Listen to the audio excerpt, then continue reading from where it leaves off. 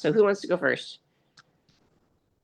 Well, I can go first Okay. because lately I've been doing tours for different companies, and everything is every company. I have a different story, I think, in the past couple of years.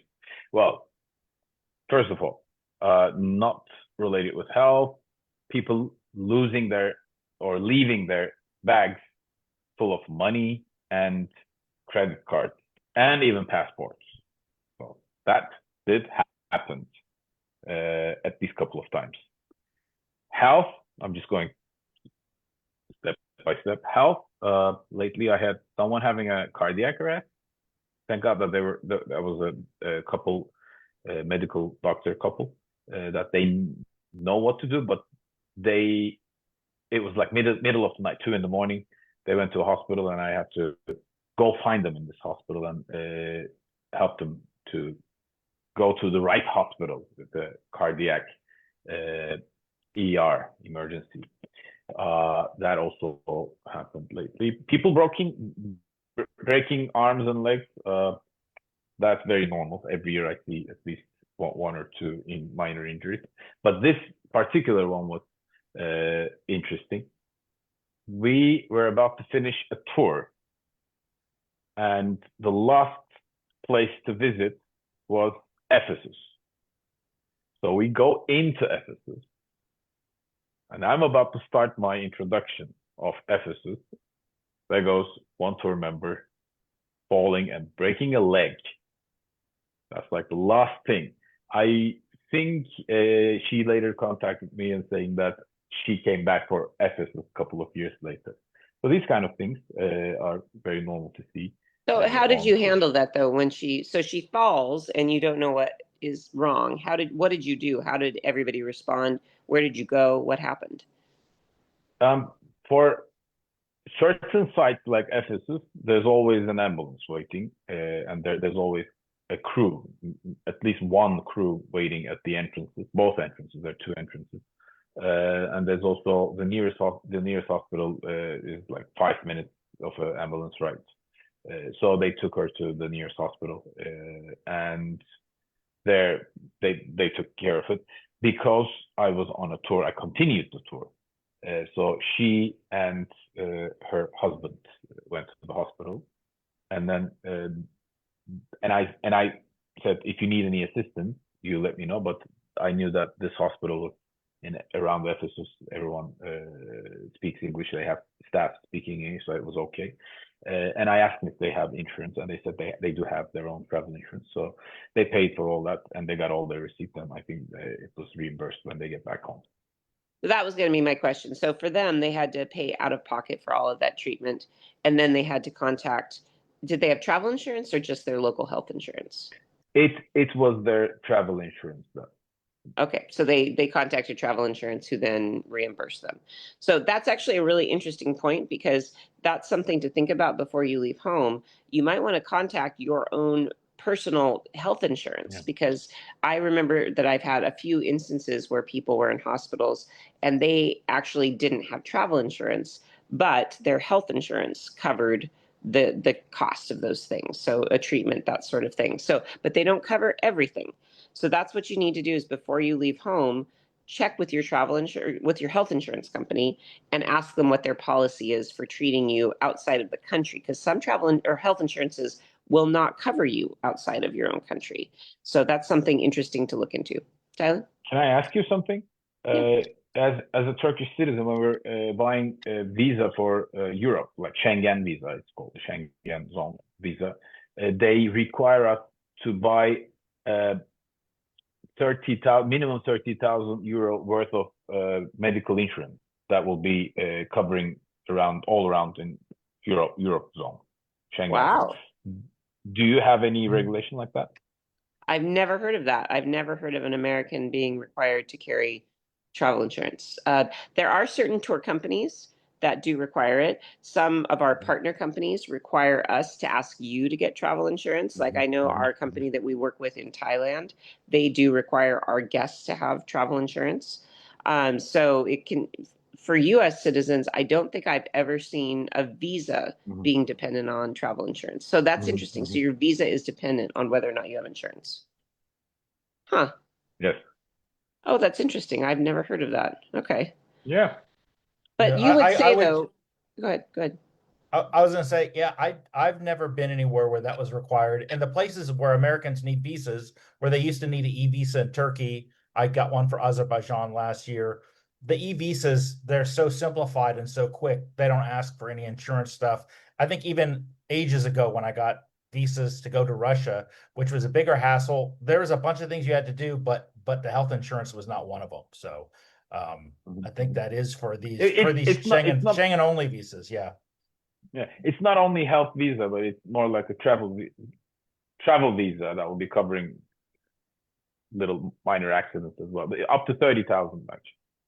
Well, and I know that Europeans, when they come to the US, almost every European that I know, if they're coming even for a week or two to the US, they almost always carry their own travel insurance because American healthcare is so expensive.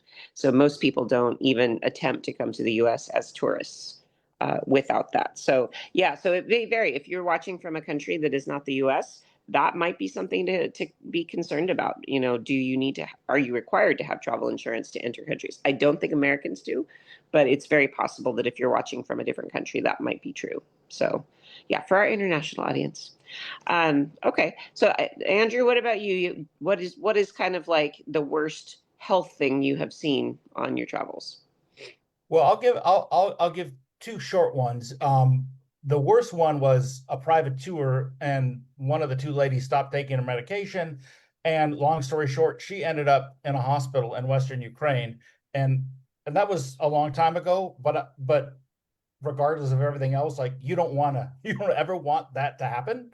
Um, and that was during that little time. My main thing was because if that happened in Slovenia, you've got your normal hospitals. And to be honest, like I think most of us when we're in Europe, we trust our hospitals here. We know the ambulance will come to good hospital. In a place like Ukraine, especially back then, and I would say even perhaps Turkey now, because Thailand's helped me with hospitals in Turkey before, you really want to talk to someone like, hey, where can I go that's not a normal hospital? And I could say like the pricing isn't crazy. It's not, of course, nothing's like the US. So it's worth trying to find like, hey, can they go to a some type of private hospital that's going to cost more, but it's going to be a lot better. And that was like back then it was me talking with the hotel staff because I had not had any experience of this before. I think that was the first time I ever had anyone really sick on a tour of mine. Um, and that was just getting them to the right place, and then helping her friend out. But a more recent thing that happened, which was, let's say, a little bit more interactive on my part, was Athens last year. It was a heat wave. It was over 100 degrees, and one of our guests had a heat stroke at the Acropolis. Um, and Sarah, like it's like when you're at the top of the Acropolis, you can't just get an ambulance coming up there. So the question is, hey, I've got to help this person get out, all the way down, or at least to some station where there's special. Like what I didn't know is they have special aid stations at the Acropolis, which is really fantastic, and they're all on high alert during these extreme weather conditions. And it was definitely one of those days in Athens. So that was just a year ago. I did that, and that was like having that aid station, and those people really helped a lot because would have been almost nearly impossible for me to get this person all the way down to where the ambulance was. So what did the aid station offer? Did they had medics and they were able to evaluate? So they had medics. We walked down, I don't know how far, more than halfway, and to a point where it's like, okay, this person can no longer walk. Like I cannot walk with this person. I need two people to do it. And we had so many. I mean, this is one thing I have to say is, your fellow travelers usually are pretty good human beings, and they said, "Oh, hey, look, I'm walking down. I know where an aid station is. I'm going to send people from the aid station to come up." And 5 minutes later, these two medics from the aid station walked up, diagnosed everything, had a conversation with her, put fluids in her, and then the two of them helped her down to where the ambulance is, and they already have ambulances ready to go. And I did an ambulance ride to the hospital with her. So like in Athens, I was really impressed. Like, wow, that's great, because they probably know there's so many tourists there and it is so hot. It doesn't matter if you've got three bottles of water on you or whatever. You never really know how your body's going to react depending on what you've eaten, or if you haven't eaten in a while, or the fact that, there's a whole sandstorm blowing rock in your face, and like that makes it far worse than just heat. So they really had their act together. I was very, very grateful that they had that set up there. So do you happen to know, did she just directly pay the hospital after her stay, or did her insurance step in? So I know that when we got there, and she was definitely doing better by the time we got there, and she had some fluids in her. I know that she was paying someone there. I kind of think the ambulance thing was free, but I'm not exactly sure. She did an overnight at the hospital, and then continued on with the tour, and she took care of that. So like in my experiences that I've dealt with people, because I've brought people to walk-in clinics and stuff like that. I would say this, like certainly with walk-in clinics, Sarah, like everything is very affordable over in Europe. And usually it's not a matter of like, oh, I'm going to have my insurance. You might want to get a receipt for your insurance to get reimbursed. But most people take care of just like right straight up there, right out of pocket. Yeah, and that is something to keep in mind, that if you have something, even like I had a woman once, she slipped. Just, it was the strangest thing. She was walking down a gravel path and she just slipped just a little bit, and just that little tiny slip, because she was maybe in her 70s, she broke her foot. Um, and it was just kind of like the most gentle sort of thing. She didn't look like she really hurt herself. Her sister actually kept telling me, "Oh, she's fine. She's just a drama queen. She's not really hurt."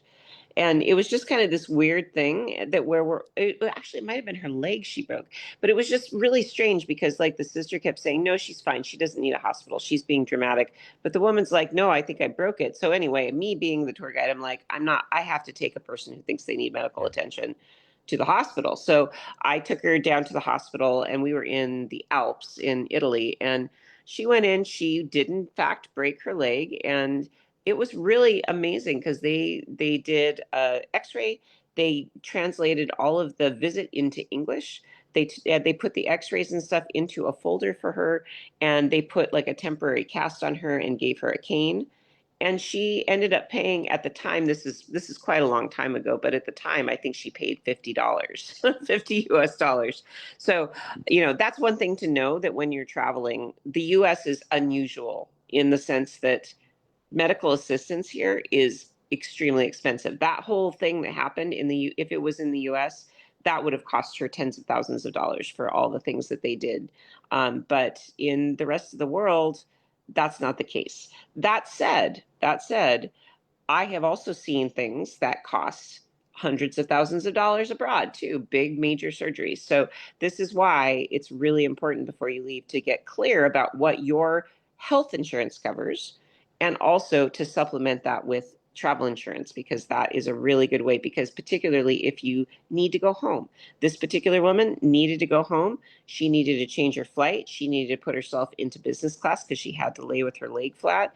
So that ended up, I think, costing her more like five to $10,000 just for the change in flight. So these are all the things that you need to think about. And I just wanted to circle back to the one point that Andrew made, that I think it's really interesting, that there are two systems in other parts of the world, where you have the public hospital and then you have the private hospital. And I remember I was in Israel, I was in Palestine, and a woman that was with me, she fell, and she hit her face on the sidewalk, and she was bleeding a lot. And the ambulance arrived immediately. People were super helpful. The ambulance was there immediately. And the driver said to me, "Where am I taking her?" And I said, "What do you mean? To the hospital?" And he said, "No, do you want the private or the public?" And I said, "Well, where would you take your grandmother?" And the guy was like, "Oh, I would definitely take her to the private hospital." Then I said, "Great, take her to the private hospital." And it's just good to ask questions if you do end up in that situation. is the public hospital or the private hospital better?